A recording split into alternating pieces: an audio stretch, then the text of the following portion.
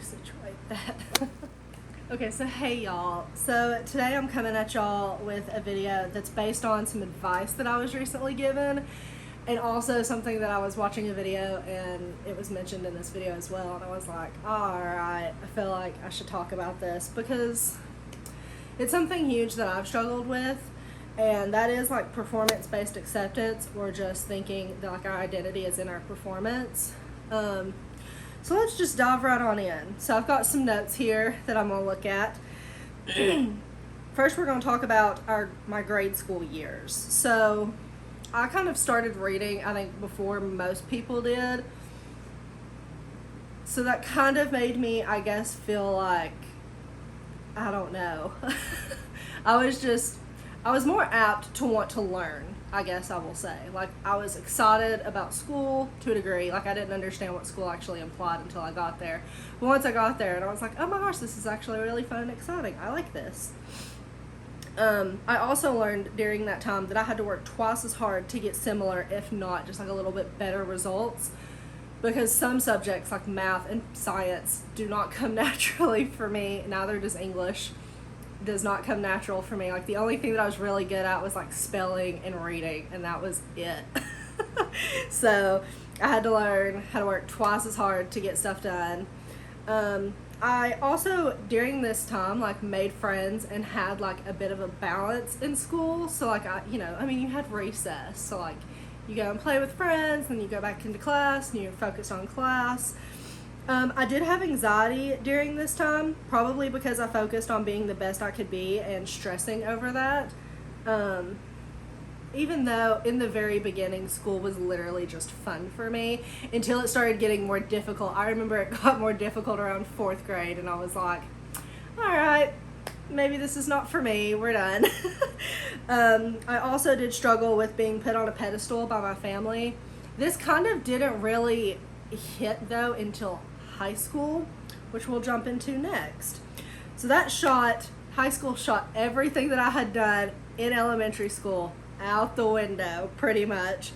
Basically, my idea through high school was just to survive and just to graduate. That was the only focus I had. I did not think college was on the table. I didn't like learning anymore, because learning meant that I had to go to school and be bullied all the time. That's when I started developing my depression and suicidal attempts as well during 10th grade through 11th grade. And that was just a really difficult time for me. I did not enjoy school. Like, I associated school with bullying and being around people that did not, for some odd reason, like me, and I didn't understand why. I still, to this day, have like no idea what I did wrong in high school to deserve all of that. But nonetheless, I also didn't focus on friends, which leads to isolation, hence the depression. College was a bit of a much different experience. I definitely went back and like reverted my ways to like elementary school, because I was really impressed that I even got into high school or into college, because I did so poorly in high school. That led to like the effect of like trying to get into college was really, really difficult, because you had to take these exams to get into college, and I was not very good at exam taking, or even I didn't even know anything that was on the exam, to be quite honest. So getting in was incredible. So I thought, okay, well, now back to working twice as hard again. I have to work twice as hard just to get good grades, and I did. I made incredible grades. Would have had a higher GPA had I had I not botched a semester due to my Nana passing. But circumstances do change and things do happen. However, I have learned how to better cope with things as they come along. I struggled with both things from grade school and high school, but the depression and the anxiety was more magnified, especially the anxiety, because like college is on like a whole nother level than high school. And I didn't prepare for college. I didn't take AP classes, and I didn't take all of these like little booklets to prepare you for college. I had no idea what to expect. So when I got there, I was like so overwhelmed. I was like, all right, not fun, not for me. I I was also extremely set on I am what grades I make. So that kind of goes back to like performance-based acceptance type thing. I really thought, and I had one professor that I tried so hard to get to give me a compliment. And I guess I technically got it in the very end, but it was so frustrating that I was working so hard to make my performance be who I was, and that was just absolutely not the case. Performance was just a given. It was all self-induced, and no one made me make good grades. It was just something I strived for. You know, like I think you hear like some parents are like super hard on their kids, like you need to make good grades. And like granted, I remember in high school, my Nana's ex-husband came back in to town. He had lived far away and he had moved back into town, and he had paid me for good grades for a couple years in high school because like, the last year, if I'm not mistaken, I botched the whole senior year. But I did make relatively good grades, but I didn't care about making good grades. Like that wasn't what I went to school for.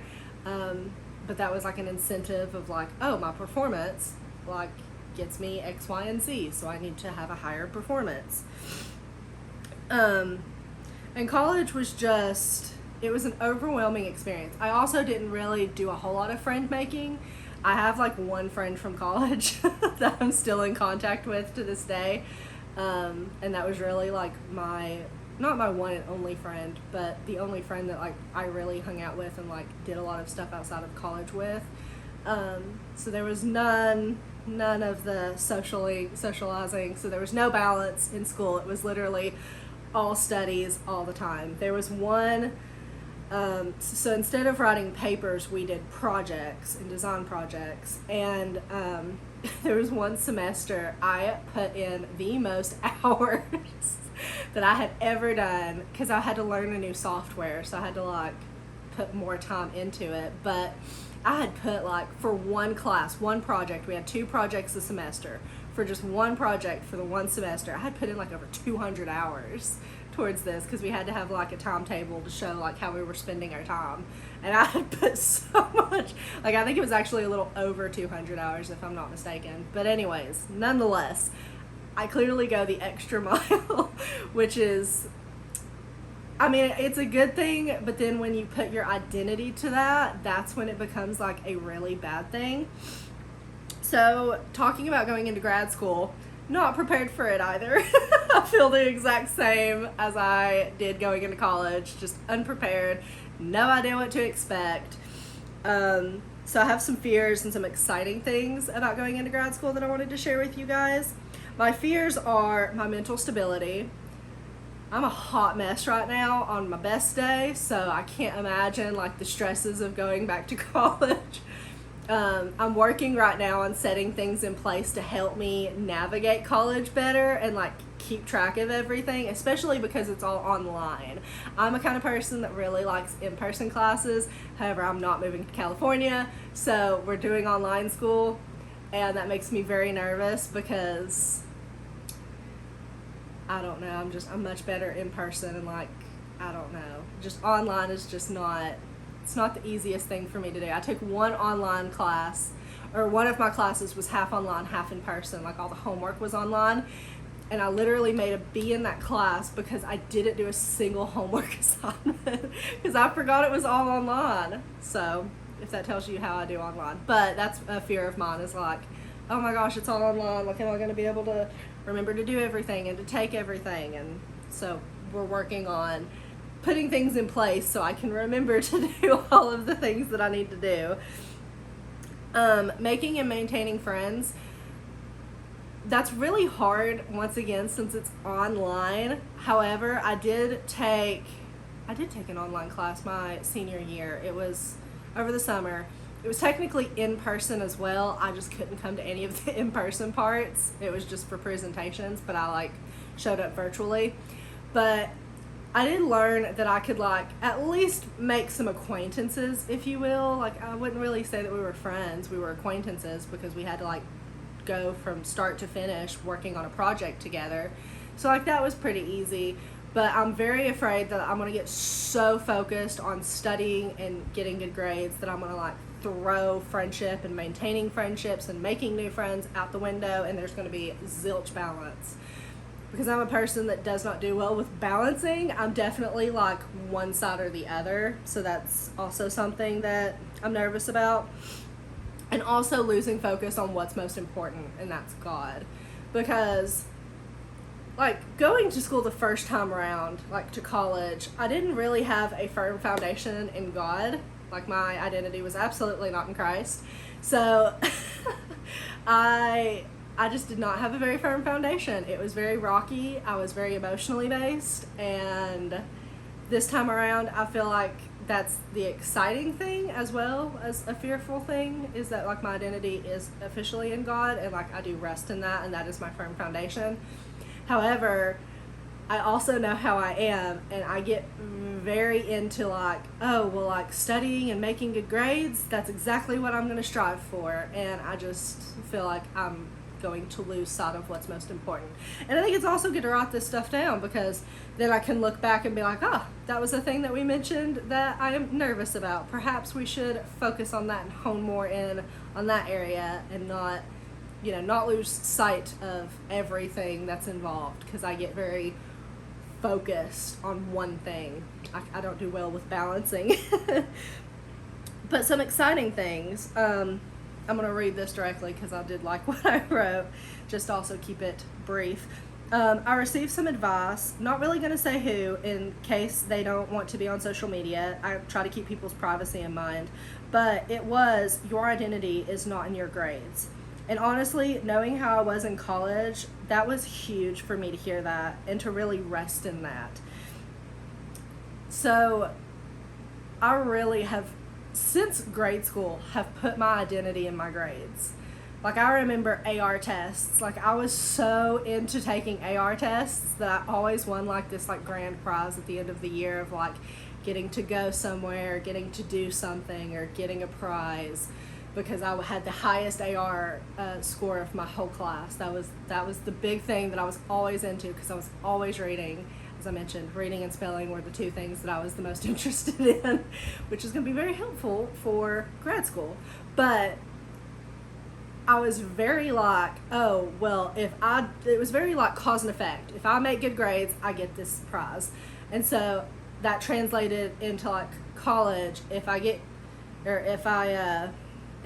good grades, I don't really know what I got other than just good grades. So there wasn't much other than just like the pride that I guess I got pride out of it, because I was very like, oh yes, I got good grades. Tis the good thing to have. But just remembering that my identity is not in my grades was a huge, huge reminder for me, and very like putting me back in my place, because I feel like going into grad school, I'm like, goodness, how am I going to get good grades, and like, how am I going to strive for ultimately for perfection, which is what I tend to do in general. Just getting that focus where it needs to be, and like I mentioned before, remembering what's most important, God. I'm also excited about just learning more about God from wonderful professors. I love to learn. It's probably my favorite thing ever. Like if you could pay me to go to school for the rest of my life, I'd probably gladly accept. And to have the opportunity means the world to me. Like it is not lost on me that this opportunity is such a big deal. I am a first-gen college graduate, and the fact that I'm going to graduate school is like even crazier than just getting the undergrad degree. But that was even like a huge, huge leap. So the idea that I'm going to grad school is not lost on me. That's a huge accomplishment. Just getting in, honestly. I haven't even like taken a single class yet. Just getting in is a huge accomplishment for me, and for I feel like my family as well. My family is super excited for me, and I love the support that they and my friends have given me over this. But I also know that this opportunity is not open for, unfortunately, everybody. So once again, it is not lost on me that this is a huge and wonderful opportunity and a door that God has truly opened for me. Because had God not opened the doors, I would absolutely not be in grad school right now. So all the glory goes to God. Absolutely not me. Even though I'm very excited that I got in, it was not me that got in, it was God. Now I know that I'm a follower of Christ and am very active in my relationship with God. This gives me hope that I have a more stable foundation than I did back in college. I mentioned that earlier, but that is just a huge exciting thing for me, because when I lost my Nana, saying that I was emotionally based, you know, when I lost her, it was very hard because that was my biggest supporter going through college. And I really always have looked towards other humans for like reassurance and just like giving me what I need instead of looking to God and turning towards the word and prayer. I've always looked outward instead of upward. And so having this firm foundation that I have now, and also a support system that's really like also pushes me to look upwards instead of to always look around. Because when I do tend to look around, I have some people that are like, Haley, have you tried looking up first? And I'm like, I have not. That is not something that I have done quite yet. Hence why I looked around first. But that is something that's exciting for me. So I just wanted to share those things. And these things can also apply, I thought about this earlier, these things can also apply like if you're not going back to school or like going to college or high school or whatever, like you're out of that and you're into the workforce. The same can be applied in the workforce. Like your identity is not your performance, and performance-based acceptance it's very human of us to do, and it's very against our will to just accept God's grace, because it is by faith that we have, you know, a relationship with God. But knowing that, you know, God gives his grace freely. It is not because of our performance that we got God's grace. He just gave it freely through Christ. And so I think it's just important to always, for us to always just remember that, me especially, because like I get so focused on performance based acceptance that, you know, just staying honed in on God is so hard for me. So I just wanted to share that with you all, and I hope y'all enjoyed the video, and I'll chat you later. Love y'all. Bye.